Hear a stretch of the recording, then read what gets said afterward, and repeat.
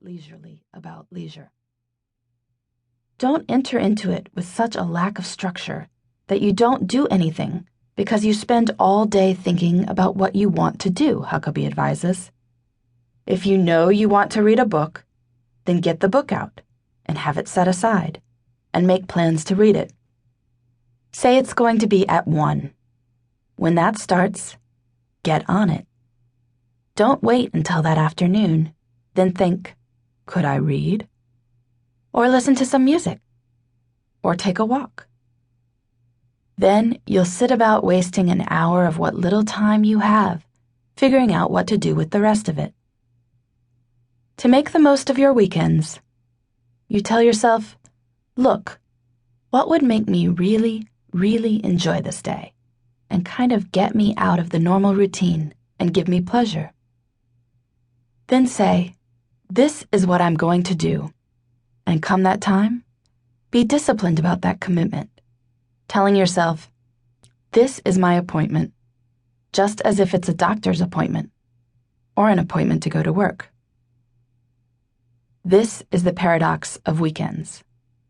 You have to set an appointment to go off the grid, as surely as to go on it. The quest for rejuvenation. Having seen hundreds of time logs over the years, I think Huckabee is on to something.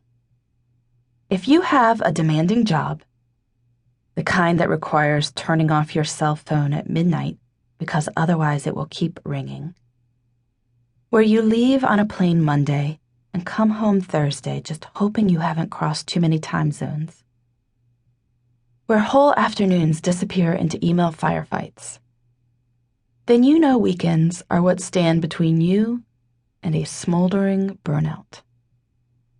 Success in a competitive world requires hitting Monday, refreshed and ready to go.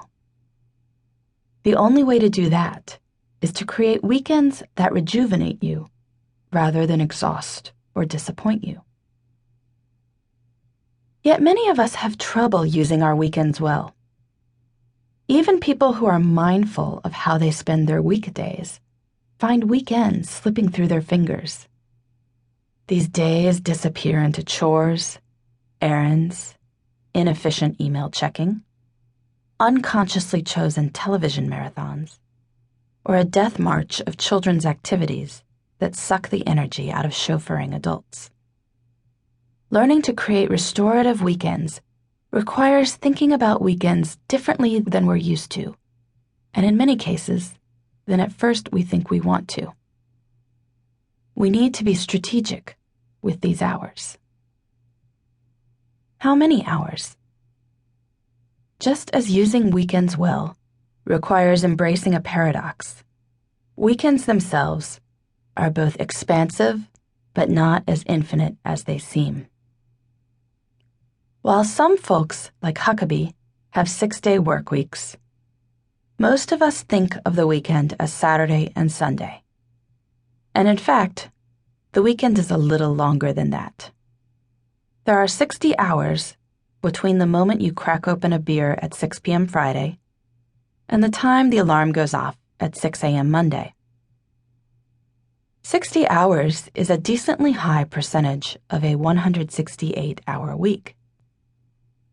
Even if you're asleep for 24 of those hours, that still leaves 36 hours for waking rejuvenation. That's the equivalent of a full-time job, and this is a helpful mindset to have. You would not take a 36-hour-per-week job without asking what you intended to do with it and what you expect the outcome to be.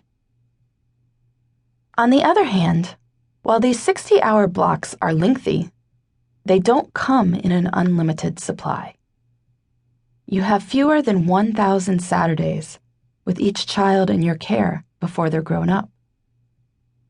Even more fleeting, those perfect weekends that so encapsulate their season that they become entwined with your memory of that time. Here in the Northeast, each autumn there are only about 3 weekends when the trees flash their full, glorious color before winter winds scuttle the leaves away.